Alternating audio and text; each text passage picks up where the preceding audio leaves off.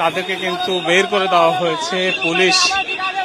Police কিন্তু তারা এক পাশ করে তাদের সবাইকে বের করে দিয়েছে এবং এক পর্যায়ে কিন্তু লাঠি চার্জ করা হয়েছে। আপনি দেখছেন যে তাদের উপরে লাঠি চার্জ করা হচ্ছে।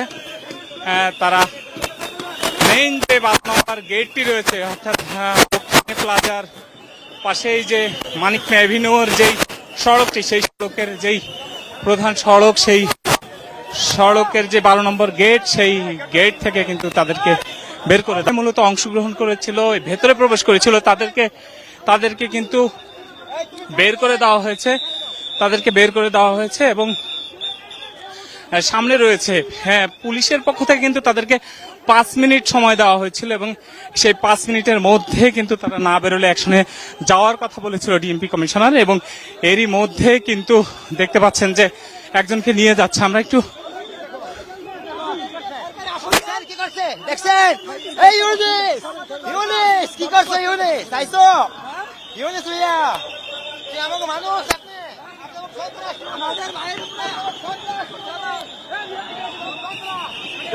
দেখতে পাচ্ছেন যে তাদেরকে কিন্তু বের করে দেওয়া হয়েছে। পুলিশ কিন্তু তারা এক পাশ করে তাদের সবাইকে বের করে দিয়েছে এবং এক পর্যায়ে কিন্তু লাঠি চার্জ করা হয়েছে। আপনি দেখছেন যে তাদের উপরে লাঠি চার্জ করা হচ্ছে। তারা মেইন যে 12 নম্বর গেটটি রয়েছে, অর্থাৎ প্লাজার অংশগ্রহণ করেছিল, ভেতরে প্রবেশ করেছিল, তাদেরকে কিন্তু বের করে দেওয়া হয়েছে এবং সামনে রয়েছে পুলিশের পক্ষ থেকে কিন্তু তাদেরকে 5 মিনিট সময় দেওয়া হয়েছিল এবং সেই 5 মিনিটের মধ্যে কিন্তু তারা না বেরোলে অ্যাকশনে যাওয়ার কথা বলেছিল ডিএমপি কমিশনার। এবং এরই মধ্যে কিন্তু দেখতে পাচ্ছেন যে একজনকে নিয়ে যাচ্ছে। আমরা একটু